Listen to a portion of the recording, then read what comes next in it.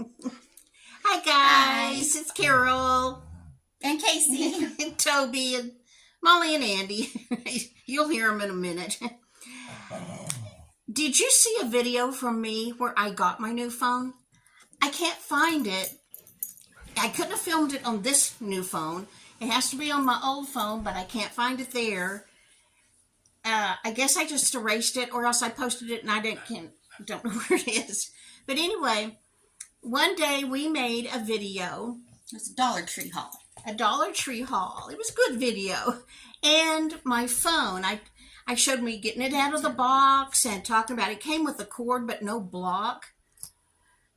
You know, if you lived out in the middle of nowhere and you got that phone and it didn't have a charger block, you couldn't do anything with it. I thought that was kind of cruddy. But anyway, Casey had been to Dollar Tree and she got the liquid soap dispensers, like for the bathroom or the kitchen.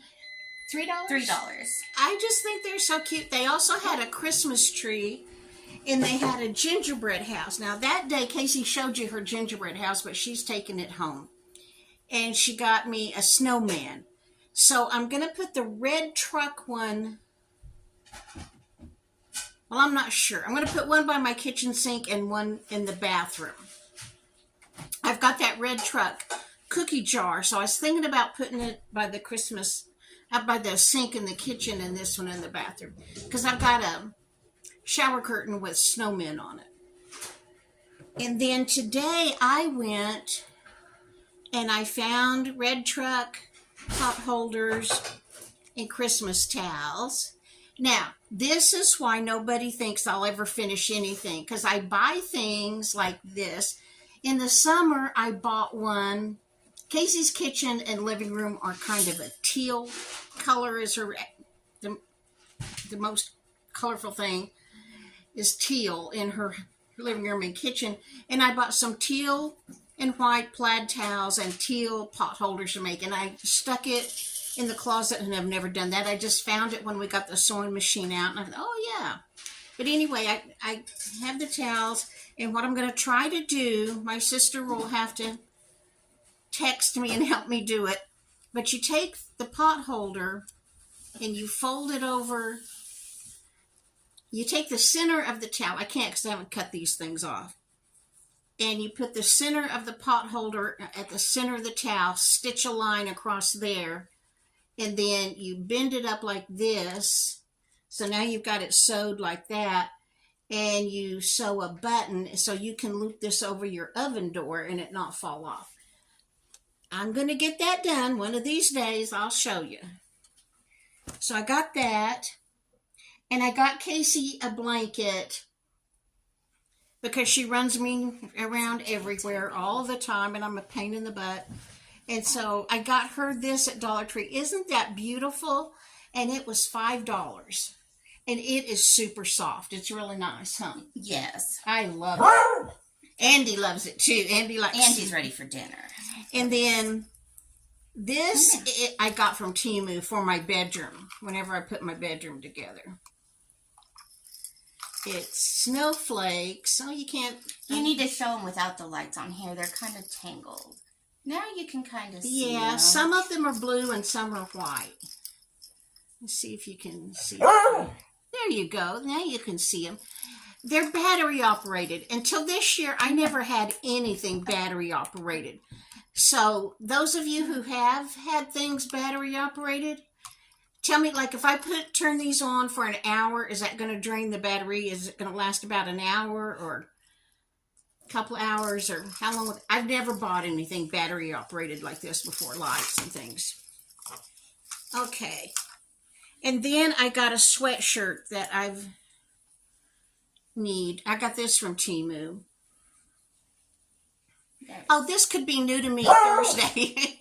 That's Andy saying dinner. That's his dinner sound. But anyway, here's my sweatshirt. Casey will have to go fix dinner, I guess.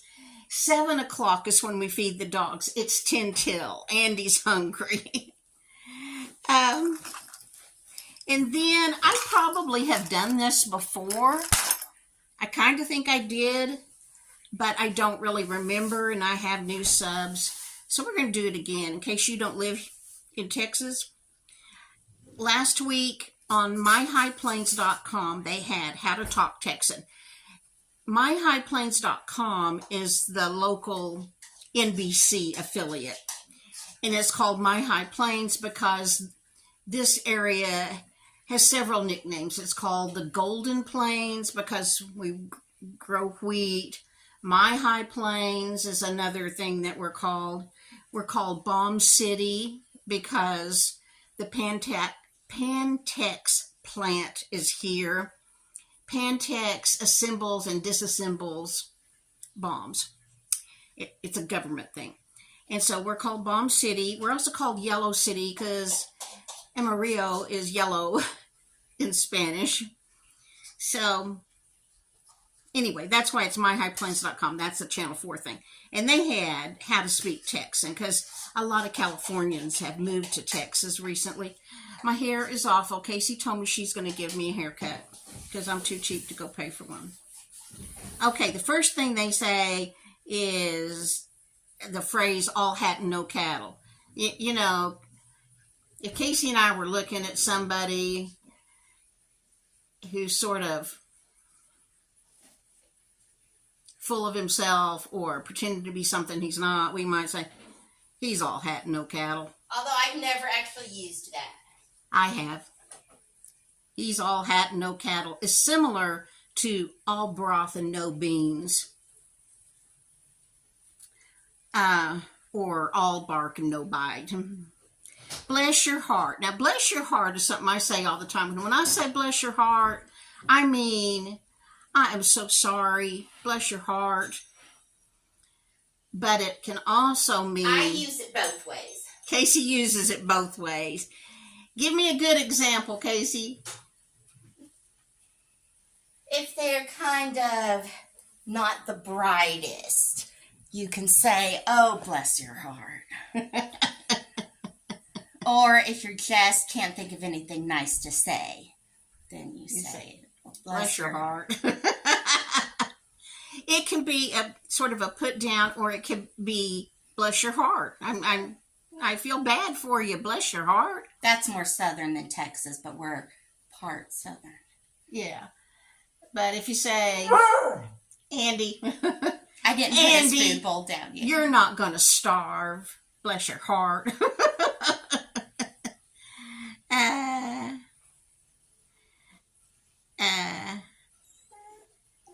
Oh, here's a good one. Now, this is a Everybody definite. does this. Although Texans tend to say Coke, they don't always mean Coca-Cola. Like if Casey's going to the convenience store, she may say, y'all want a Coke? Yeah. And then she'd say... Everybody would tell me what kind of Coke. Yeah, then she'd say, Coke well, what as kind do you soda. want? Y'all want a Coke? Yeah, I want Dr. Pepper. Coke means carbonated beverage to us. Now, corn-fed, I've never used this one. Oh, I have. You have? Andy's corn-fed. Andy's corn-fed, yeah. People in Texas may refer to corn-eating horses or corn-fed boys, which tends to mean that the person or critter in question is big. Stocky. Stocky. Fixing to. I've never said cornbread, but I have said somebody said that's a sturdy woman. Yeah. We're sturdy women. Fixin' to. Fixin' to is often pronounced as fixin' to. Molly. Fixin' to. I'm fixin' to cook dinner. Or actually in Texas you'd say, I'm fixin' to cook supper. That means you're preparing to. I'm fixing to go out and mow the yard. I'm fixing to wash dishes. I'm fixing to do something means you're about to do it. Jeet yet? Jeet yet is a common Texas greeting alongside a howdy. Now, I don't say howdy too often. I have, but not. But anyway, pronounced jeet yet. The question is often given to friends or family members to mean, did you eat yet? Or have you eaten? I've never heard this one before.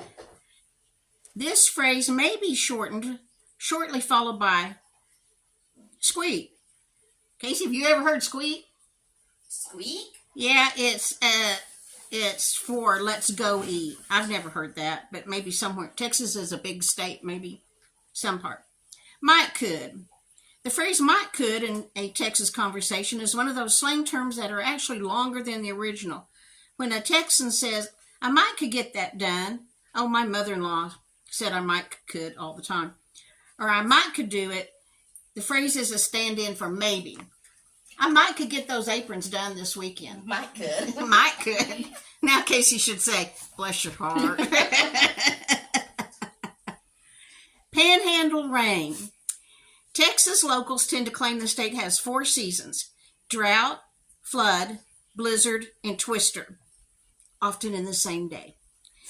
Each of these can change at the drop of a hat. In a large state like Texas, Texas is the second largest state in the country. Alaska is bigger. I'm sure Texans just rolled over in their graves when the country bought Alaska, because we used to be biggest. But anyway,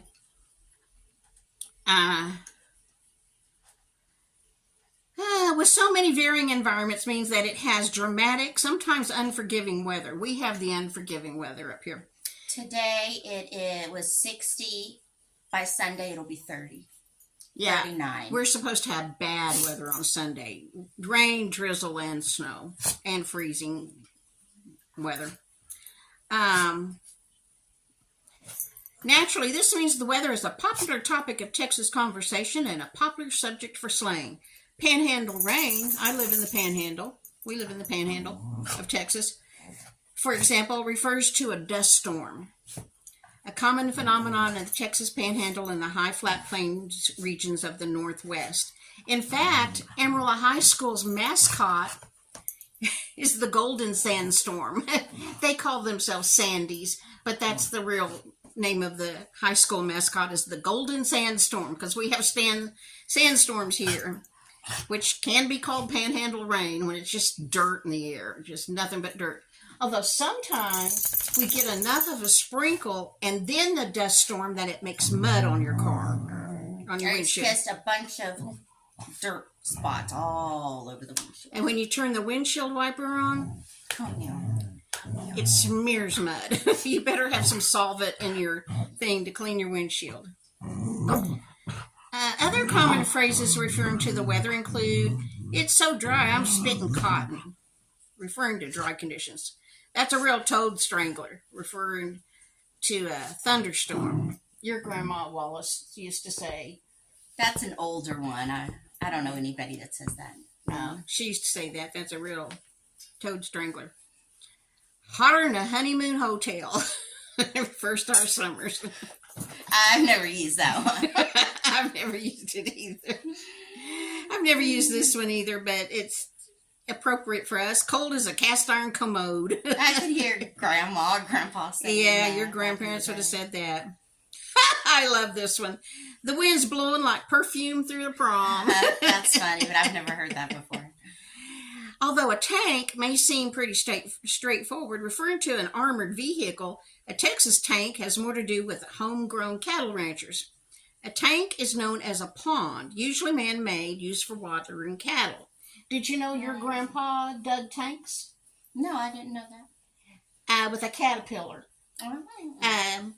Tanks here in the Texas Panhandle are where somebody goes out and just digs a pond with a blade on a caterpillar.